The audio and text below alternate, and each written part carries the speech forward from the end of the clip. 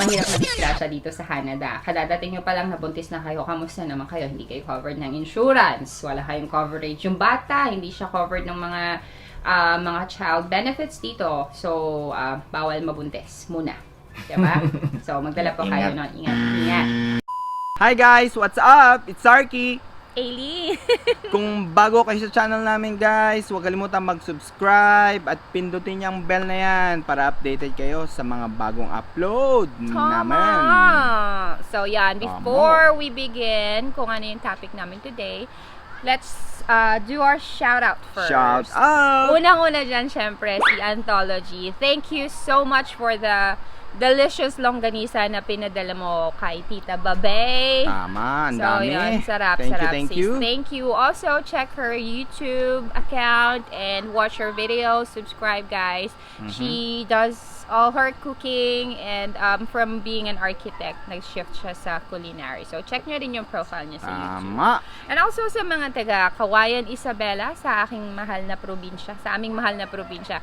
If you need, Kawayan, kung kailangan nyo ng gowns, costumes, or gusto nyo ng mga makatipid, mga pre-loved clothes, check nyo si HK Collections. Ang may-ari nun is super close friend ko, si Miss Hannah Cassandra West, si Ma'am. Tama, magaganda ang gowns niya. Yes, magaganda ang gowns niya. And also, shout out to Edsel Villabona. Hi, Hi, Edsel. bro. Also to Cindy Santillan. Yep. Justin Clad YouTuber. Yes. And also to Jack. Nord Peñalosa. Ayan, si Norge. Lagi yan kapag naka-live kami, active yang si Norge. Oo nga. Saka yung family ni Cinderella. Si Sexy Cinderella. Arnel and Aying. Oo, na pinapa-shoutout niya yung family niya. Arnel and Aying. Hi po. Kung gusto nyong ma-shoutout guys, comment down below lang.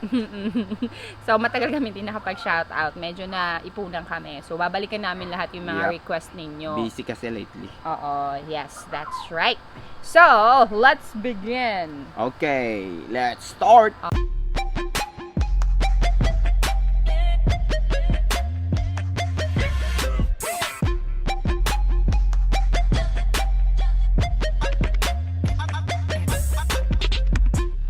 Oo. Ano bang topic natin ngayon?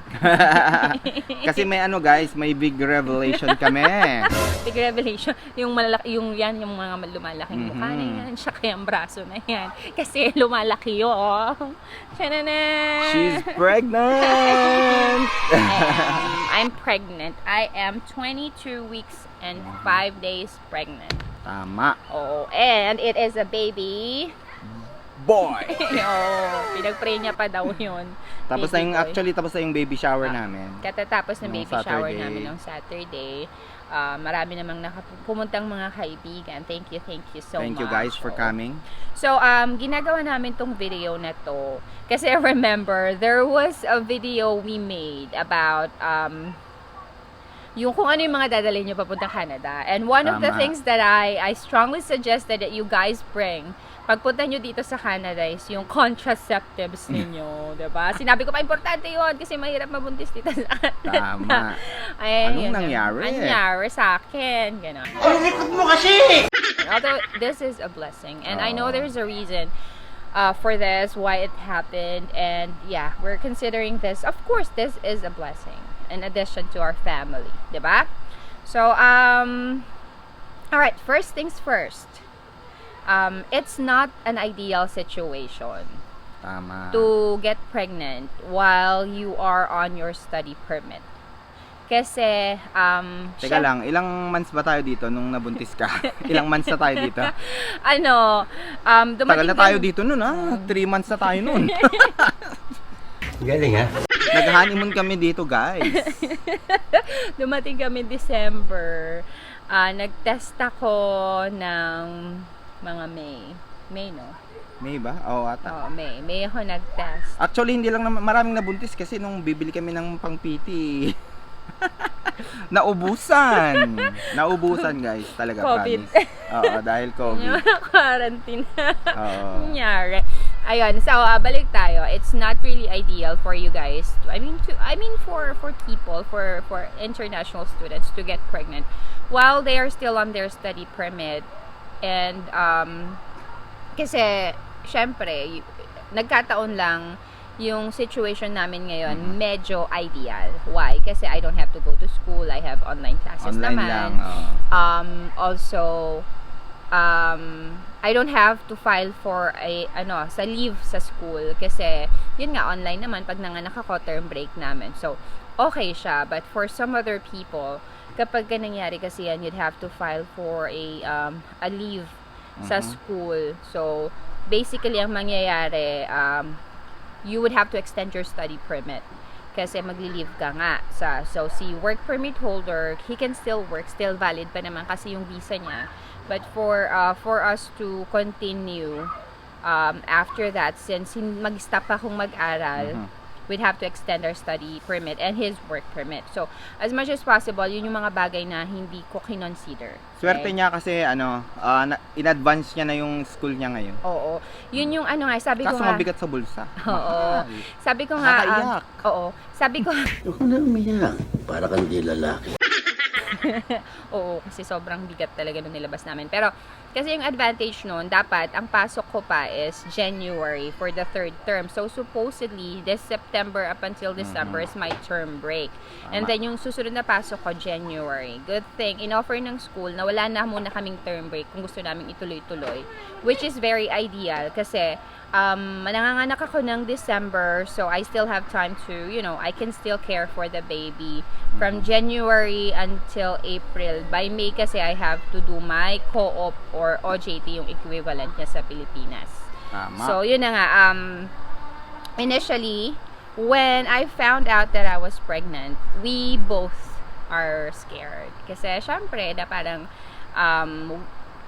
nung time na yon we didn't have our OHIP, right? Wala kaming OHIP. Kasi bago pa lang ako sa company. Yes, wala pa kaming OHIP. So, OHIP yun yung, yung coverage, yung health insurance dito sa Ontario. Nung nalaman namin na buntis ako, hindi pa kami covered ng OHIP. Covered naman yung pagbubuntis ko ng GuardMe. So, under GuardMe, covered yung checkups, laboratory, panganganak, and even the room. The thing is, hindi sila yung magbabayad. Agad muna, kayo muna. So, ilalabas nyo muna yung pera ninyo and then i-refund nyo. It would take 7 to 10 business days for the refund to be deposited to your account. Yung set up dito, kapag nagbuntis ka dito sa Canada, is hindi ka diretsong pupunta sa OB-GYN mo. You'd have to get the family doctor first, and then the family doctor is the one who will be referring you to the OB. So, ang mangyayari, si family doctor mo na yung mag-check sa'yo from your first month up until your 4th month. Depende kasi yun sa availability. But usually, kinukuha na nung OB-GYN yung case, mga nasa 4 months ka na onwards. Tama. So, the first 3 months, sa family doctor muna ako. Tapos, nung nirefer ako, it took some time for the OB to call me, to set up an appointment with me, ganon. So dito may health card ka, madali na lang. O pag may health card ka, madali lang. Pag may OHIP ka, Yung card mo na lang ibibigay mo dadalhin sa mo lang hospital. yung card mo, papakita lang mo lang yun sa kanila. Libre lahat. Libre check-up, libre ang laboratory, libre yung panganganak ko, C-section ako. Lahat. Libre yung kwarto ko. So, Kaya, parang wala nang gamit. Yung mga pupunta ditong international students, magpuntis na rin kayo kaagad. Bakit naman hindi? No, it's really not ideal, but we're Canadian. O, diba? Ayun. So, yun na nga. So, para sa mga, if ever mangyayari to sa inyo, you'd have to get a family doctor first. So, set up an appointment with them. They will do your initial check-up. So, may mga laboratory. Parang sa Pilipinas na. Yun na nga. Kapag magbubuntis kayo, make sure that you guys are covered with Health OHIP card. sa mga nandito sa Ontario. For the other provinces, I'm not sure kung ano yung tawag doon, but make sure na covered kayo ng health insurance ng province. Kasi libre ninyo. lahat. Yes, exactly. So, libre siya lahat-lahat. Kasi, sa OB, kapag hindi ka under ng health insurance ng province ninyo, you'd have to give them a deposit. So, they were asking me for a deposit of 4,500. Ang laki. So, yeah, they could, parang makuha na nila yung case ko from the family doctor. So, 4,500 deposit is a big amount of money, especially for international students. So, we are thankful that meron siyang full-time permanent job, Tama. which allows us to have the OHIP, and that saves us a lot of money and a lot of, heartaches kasi sa paglalabas ng pera. It's really very, very expensive to be pregnant here in Canada.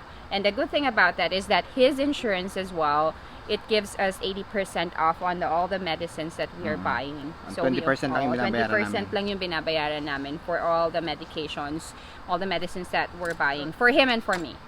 Diba? Tama. Oo. So, yun na nga. Make sure that you are covered. That's number 1. With a health insurance. Okay? When I said covered by the health insurance, you can check the other video we've made about yung sa pagkuha ng OHIP. So, yun, applicable yun sa mga pupunta dito sa Ontario para alam niyo kung kailan kayo magiging eligible, documents that you need, and the process that you'd have to do in order for you to get an OHIP. Diba? So, Tama. check out the other video. It's gonna be there along there. It's gonna be there somewhere. Gonna be there. Oh.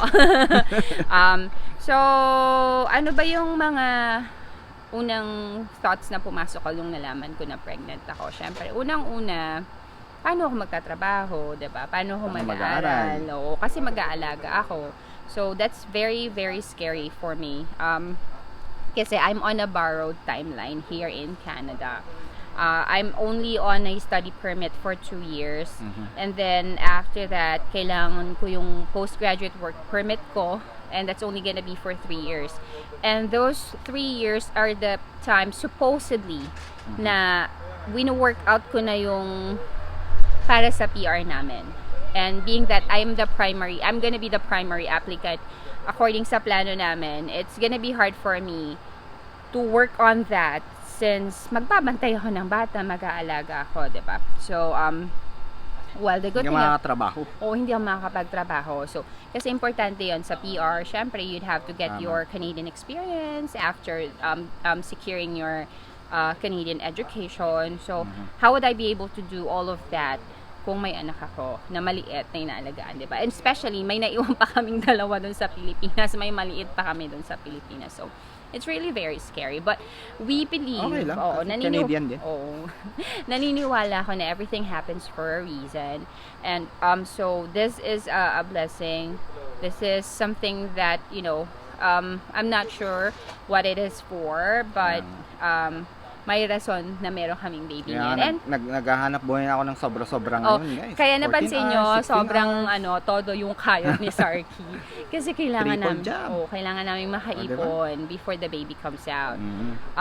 So yun na nga, ang advice ko, if ever na accidentally or you will plan to get pregnant here in Canada. Gayahin niyo kami. Subaybayan niyo yung namin dito, journey ng pagbubuntis niya. Actually, hindi na masusubaybayan. Yung panganganak niya. Yun. So yun, basta make sure that you're covered with health insurance. And also you have your school insurance naman to cover you just in case. Also make out the plan kung paanong mangyayari, sino mag-aalaga sa bata, ganun. So kami kasi may plano na kami. And right now we're not gonna be discussing it yet since we have to apply for it, and I don't wanna get disappointed if it's not gonna turn Gusto out. namin maging example din kami sa mga bago dito at saka yung mabubuntis or magpapabuntis. Yeah. Diba? Okay.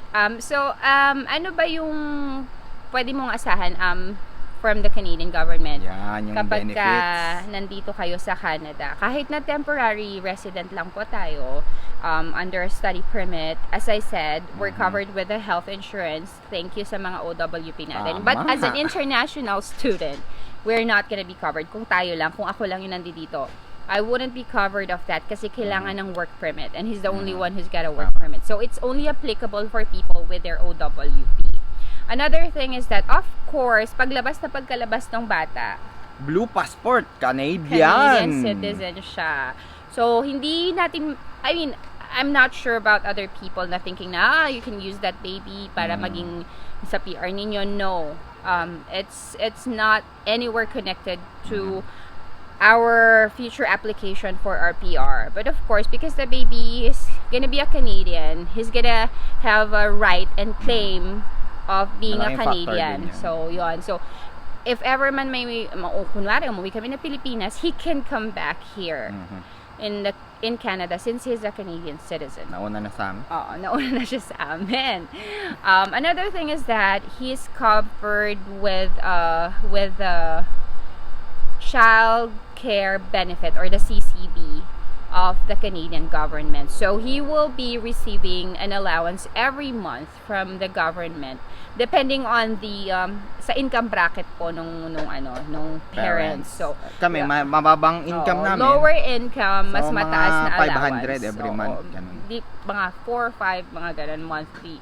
But there is like may ano yon, you'd have to be here for us. We'd have to be here for at least 18 months, and also for the child to be here for 6 months. So by the time naman na nag-18 months kami, since pinanganak naman siya dito, eligible siya kaagad since Canadian citizen siya, diba?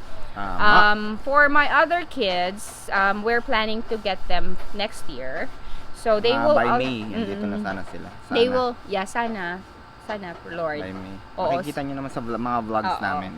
So by May, they're hopefully nandito na sila.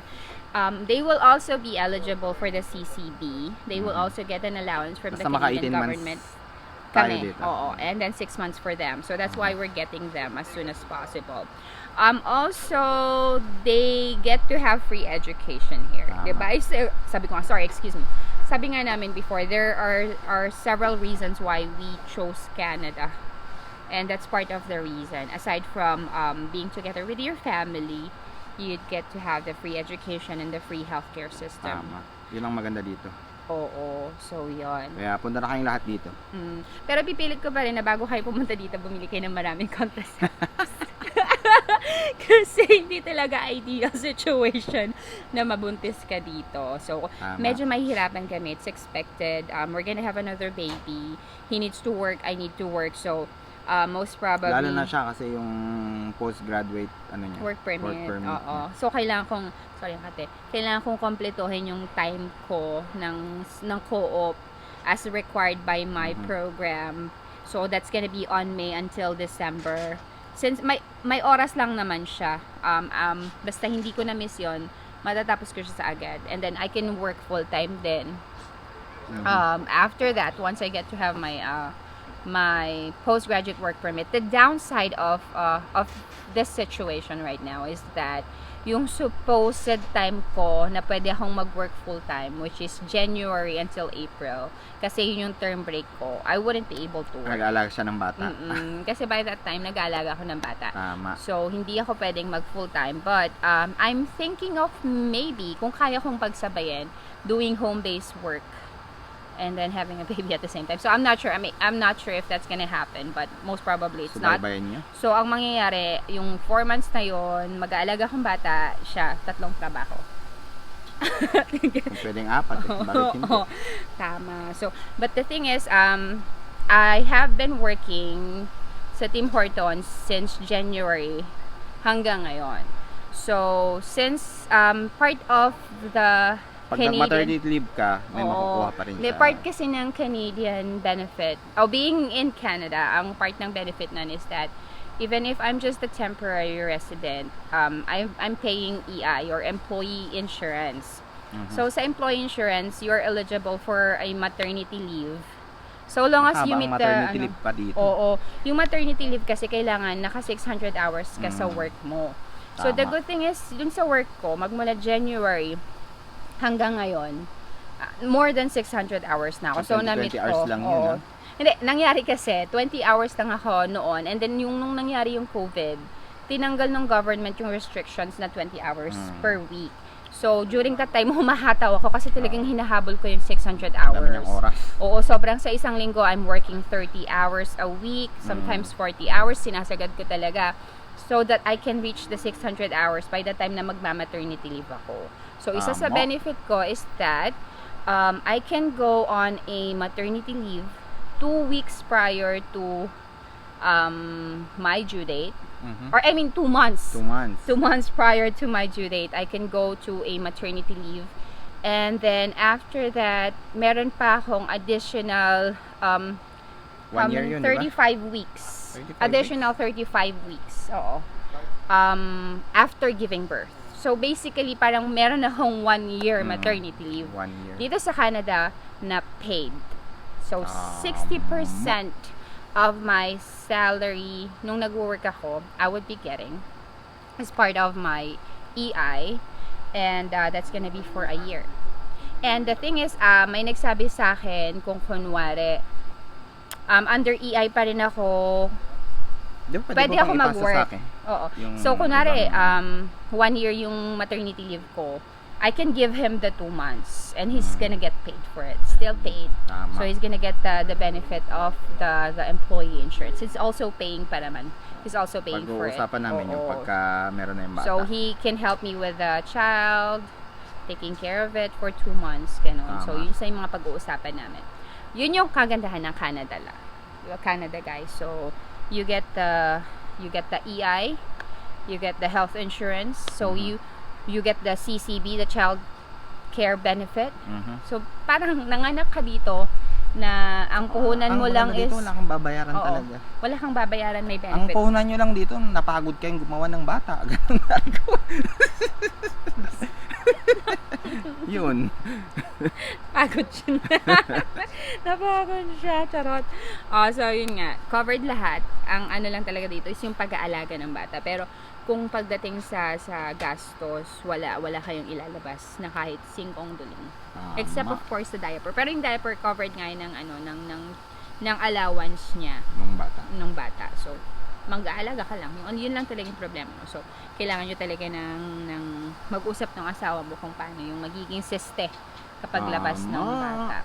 Yun na nga. So, well, that's it for now. Yun lang guys. Um, Maraming salamat. Don't manganganak ako forget. ng December 25. Oo. Yun yung due date ko. Pero Mas maaga. mas papaagahin namin. Basta pagkatapos ng finals ko, Tama.